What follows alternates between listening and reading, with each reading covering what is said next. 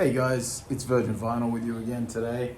So last video I had the incredible jazz rock fusion masterpiece by the band GONG called Gazeuse.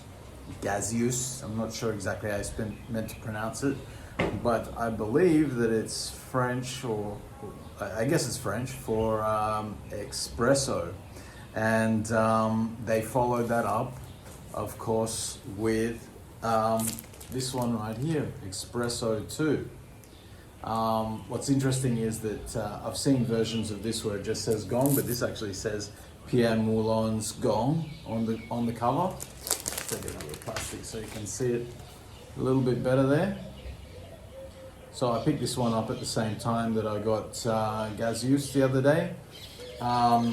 It also, unfortunately, has a little bit of skipping going on, which is a bit of a bummer.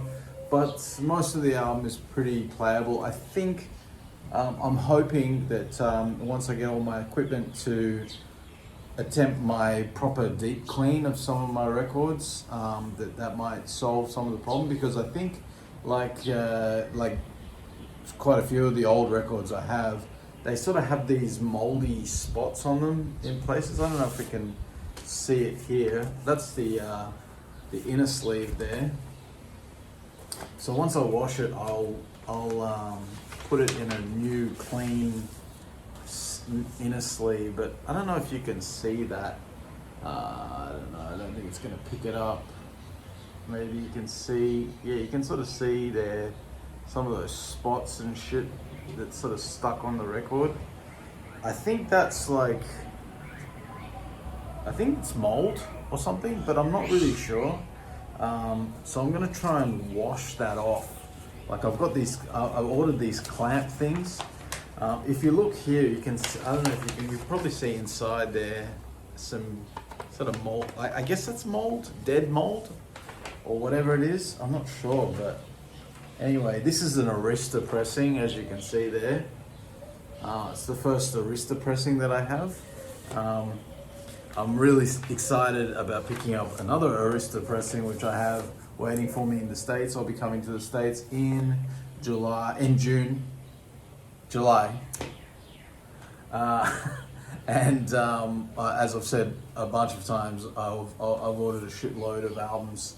I just also ordered the Allan Holdsworth complete solo album collection box set on vinyl as well, even though I'd already bought IOU and Road Games, and so I'm gonna have doubles of those. I'm gonna have the cool thing with the IOU one is that it's an original pressing, so that's pretty cool. So it'll be cool to have that, and I think the Road Games one is too. So, you know, it's cool to have those, and it'll be good to have like brand new copies, which are, you know, hopefully blemish free. Anyway, so with this one, you know, hopefully once I clean it up, I'll put it in a new sleeve. I'll take it out of this moldy one, and, you know, I will sort of try and keep it in a better condition. So, you know, what's interesting with Gong, of course, is that they started off as this sort of psychedelic, you know, Zappa-esque kind of band in the early 70s, and, you know, had a string of really interesting and cool and weird and quirky and comical, psychedelic, you know, proggy, psychedelic, to many masterpieces. For me, I like some of those albums quite a bit. But I don't know if I would rate them quite as much as I do this of Pierre Moulin's version of Gong, when he took it full-blown jazz rock fusion. Gazeuse is my favorite of those albums, but this album is very close to it. It's very, very good. You've got Mick Taylor on here, as well as Allan Holdsworth and Darrell Way, Francois Caus, and Bon Lozaga, as well as the actual lineup, which is Pierre Moulin, Benoit Moulin, Muriel Bauer, and Hansford Rowe. Those are the standard guys. So on this one, Allan Holdsworth is only doing a few guest solos. So and you know, it's interesting, like when sort of Pierre Moulon's version of the band gets started, it progressively gets more and more rhythmic based, you know, the rhythm section based, and which is, you know, logical. He's a drummer, he's a percussionist, so of course it's sort of logical that it would go in that direction. And this album is like an extension of that. You know, it's definitely more sort of rhythmically based than Gazeuse, and it's not quite as rocky. It's a little bit more funky, but it's really cool. It's grooving. There's some great grooves on here, some great feels, some excellent playing. It's really infectious. It's a really like feel good album. You know, it's got. The thing I like about that, his version of jazz rock fusion, the Pierre Moulon GONG version of jazz rock fusion, is that there is kind of like a lightness to it. Kind of in a similar way, it reminds me a little bit of like Jean-Luc Ponty. There's a kind of openness and a lightness to it, a sort of a joyfulness to it. It's not too dark, but it still has plenty of the furious chops in there, you know, absolute beast playing, you know, from world-class players, you know, absolutely like A-grade material, and it's like, so you know, you sort of get that easiness, that sort of like, it almost feels like easy listening, not like easy listening rock or something like that, but I mean, for jazz rock, it's kind of easier on the ears than say like Mahavishnu Orchestra. It's sort of more chill, you know.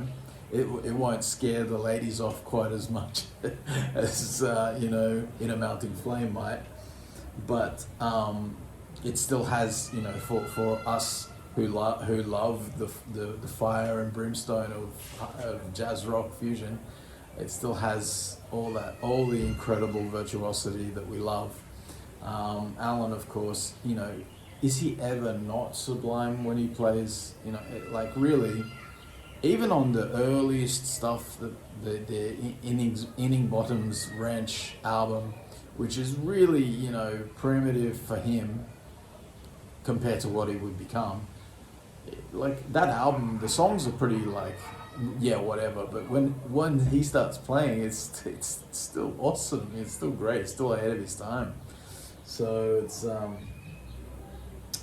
you know, any album I can get my hands on that has Allan Holdsworth doing his thing, or at least taking a solo, I've got to have it. I've got to have it in the collection. I'm really hoping that this will clean up nicely once I get all my stuff.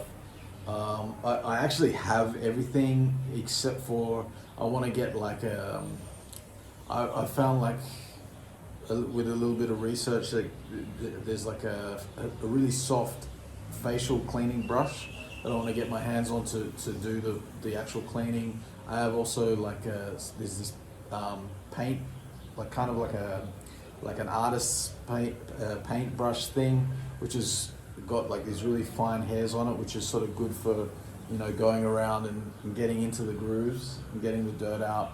I've got the clamp things to cover the label, so to keep them protected from the water. And so I just need to basically get that facial brush, and I need to get some distilled water.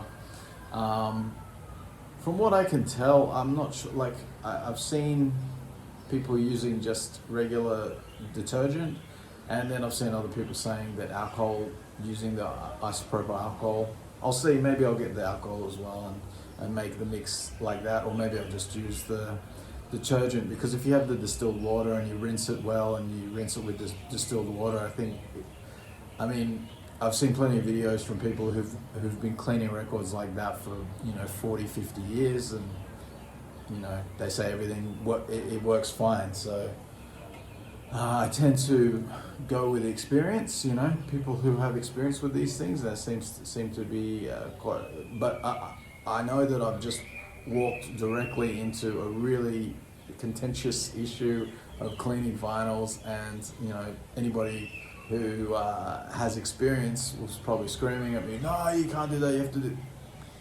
Well, as you know, I'm new to vinyl, and so I'm going to try some things out. I'm going to try it on a few records, which are, I guess, my least favorite records that need this treatment, and see how it goes, and hopefully I get it right.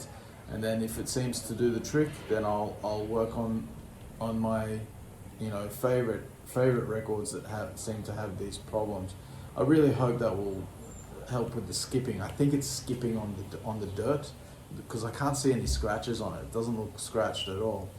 And I have quite a few albums that are that do skip like that, so, which is really annoying. That's the one thing that's so super annoying about vinyl. I actually don't mind the crackle and the noise. I can live with that. I just hate the skipping. The skipping drives me insane. Anyway, Expresso 2, I think this is, no, the next album's really good too, but I don't think it's quite on the same level, and it's not quite on the same level as Gazeuse, but, you know, really good band. Of course, GONG would sort of have many different incarnations over the years to come, and have, you know, under sort of different variations of the name, with a whole bunch of different lineups and stuff like that. It's really complicated, and I really don't know enough about it to go into it, and I don't really care, to be honest. The albums that really do it for me are, you know, Gazeuse and Expresso 2. Those are the ones that really are my go-tos. I absolutely love them. Highly recommended. And that's it. If you like what I do, please hit that subscribe button, and let me know what you think about Pierre Moulin's GONG. Alright guys, I'll see you next time.